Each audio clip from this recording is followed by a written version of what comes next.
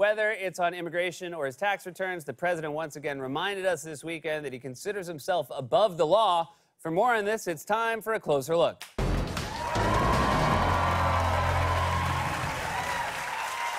President Trump toured the border on Friday to once again make the case that there is a national emergency happening there, which there is not. He touted a section of the border wall that had been planned during the Obama administration, and in the process, he invented a new word. So behind us is the wall. That's the new wall. We've done a lot of it, and we're doing a lot more. You see it over here? Much of it's reinforced heavily and very, very hard to climb. If you want to climb that, it's pretty sharp up on top, too. But it's a very, very hard. It's meant anti-climb. It's called anti-climb. So, Trump went from being the anti-crime candidate to the anti-climb president. He's an old man yelling at kids to stay away from his oak tree. Don't climb that. If you break your neck, I ain't gonna pay for it. Trump also hosted a roundtable event with border officials, and both at that event and later at his tour of the wall, he kept harping on how good they looked. I want to thank my men and women who do a tremendous job here every day. Very, very proud of their commitment, even though they're facing extreme challenges, as you've heard. And they're central casting. I've never seen a group of people like this. Everyone's in perfect shape. Come on over here. Central casting. You can't cast it. What do you have? You don't have anybody in Hollywood that looks like these guys. I'm pretty sure they do.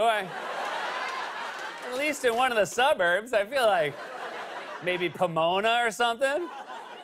Also, Trump's very obsessed with central casting for a guy who looks like the exact opposite of a movie president. If Trump went to central casting, they'd probably send him on auditions for Alcoholic Irish Priest or Ghost Who Haunts a Queen's OTB.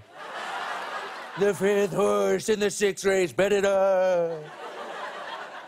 Trump's been furious in Mexico for supposedly allowing migrants fleeing poverty and violence to come to the U.S. seeking asylum. Last week, for example, he threatened to close the border completely, and when everyone, including his own party, warned that that would cause an economic catastrophe, Trump backed off and claimed he was giving Mexico a one-year warning before he would impose tariffs on Mexican imports. The only thing, frankly, better but less drastic than closing the borders to tariff the cars coming in. And I will do it, just like you know I will do it. I don't play games. I'll do it. So we're doing it to stop people. We're going to give them a one-year warning. Well, he's been promising to build a wall for 2 years, so if I were Mexico, I wouldn't be that worried. A one-year warning is such a lame threat. He's like a high school bully with no follow-through. You better give me your milk money, nerd, or I'll beat you up as soon as the McRib comes back. Trump's been especially furious about the asylum process. Now, it's both a U.S. and international right to seek asylum, but Trump doesn't care. He has repeatedly painted poor migrant families seeking asylum as dangerous threats, and he did so again in a rambling speech over the weekend. The asylum program is a scam. Some of the roughest people you've ever seen. People that look like they should be fighting for the UFC. What? Have you ever seen a UFC fight? If Conor McGregor were trying to sneak across the border, people would notice. Chief, we got a crazy Irish guy here trying to kick his way through the wall. I can't climb it, but I'll kick it. Is it anti-kick?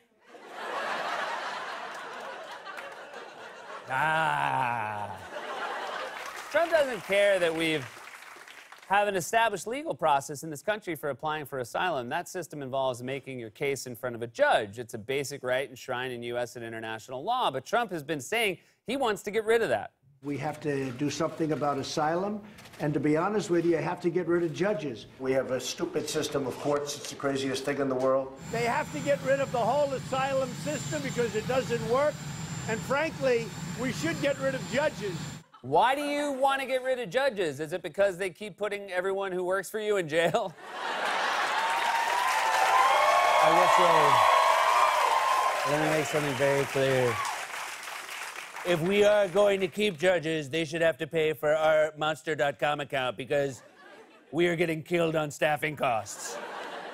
Maybe Trump wants to get rid of judges because he doesn't understand what judges are or how court cases work. At the roundtable on Friday, for example, he blasted a court case called Reno v. Flores, which protects migrant children from being held indefinitely in custody and grants them certain basic rights. It's often referred to as the Flores decision. Court cases are named after parties involved, but Trump seems to think the case was named after the judge who made the decision. The Flores decision is a disaster, I have to tell you. Judge Flores, whoever you may be, that decision is a disaster for our country. There is no Judge Flores. No one calls the O.J. Simpson trial the Lance Ito case.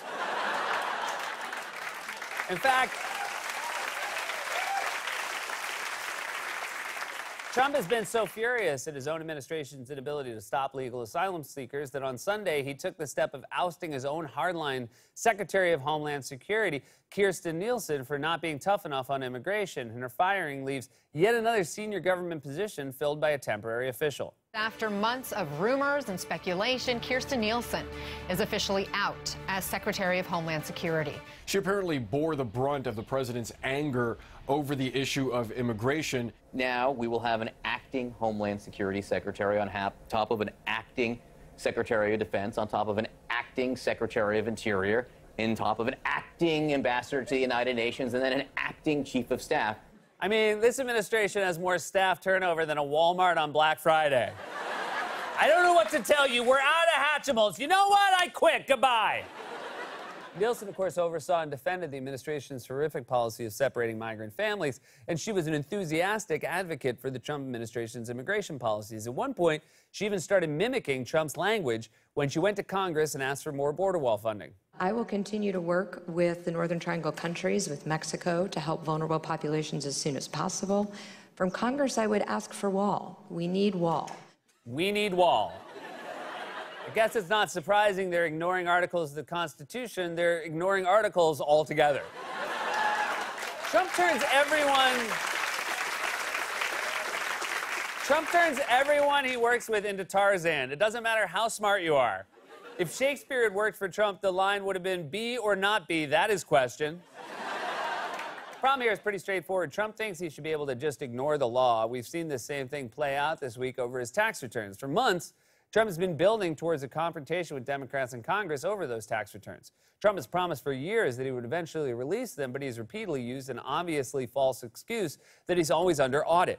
It's an excuse he started using in 2016 and has continued to repeat as recently as last week. Are you going to release your tax returns? At the appropriate time, I will release them, but right now I'm under routine audit. I don't mind releasing. I'm under a routine audit, and it'll be released, and as soon as the audit's finished, it'll be released. Look, as I've told you, they're under audit. They have been for a long time. They're extremely complex. People wouldn't understand them. Every year, they audit me, audit me, audit me.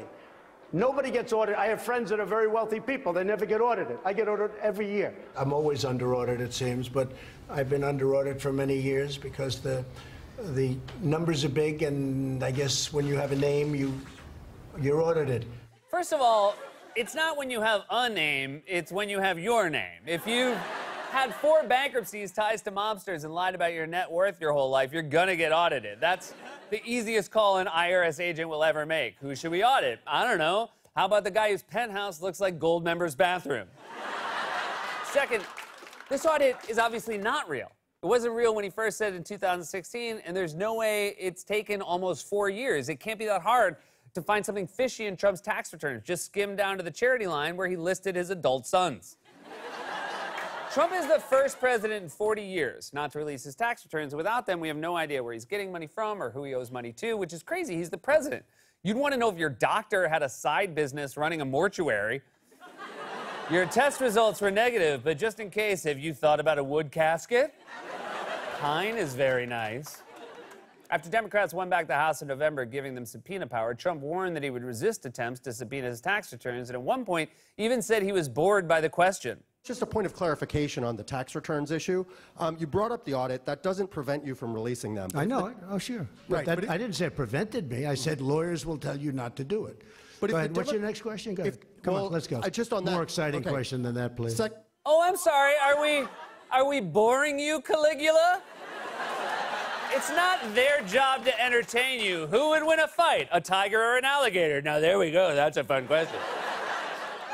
This is the White House, not the Roman Colosseum. They're not going to feed you grapes while you watch them joust. Kellyanne, make the reporters fight.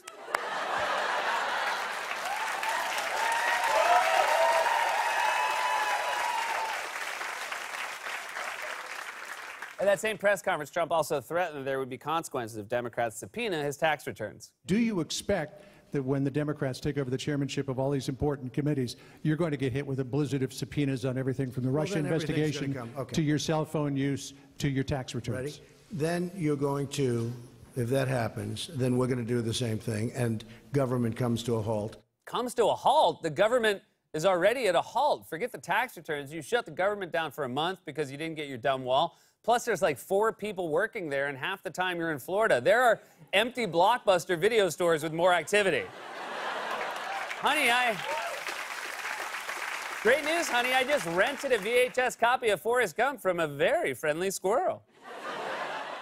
That threat is telling because Trump isn't actually making a legal argument. He's simply saying he doesn't care. If you try to hold him accountable, he'll shut down the government. That's it. And this weekend, after Democrats officially requested 6 years of Trump's tax returns from the IRS, his chief of staff, his acting chief of staff, Mick Mulvaney made a similar argument. Mulvaney said flat out that Democrats would never get Trump's tax returns no matter what the law says. You believe Democrats will never see the president's tax returns? Oh, no, never. No, nor should they. What do you mean never? It's a congressional request. You can't just turn it down like hors d'oeuvres at a party. You've been served. Oh, no, thank you. I've already had 100 Big Macs. Whenever Trump is threatened politically, he becomes more lawless, whether it's on immigration or his tax returns. He sees himself as above that law. He's painting immigrants as criminals while he refuses to show us his tax returns. You could almost say the whole thing is a scam. This has been a closer look.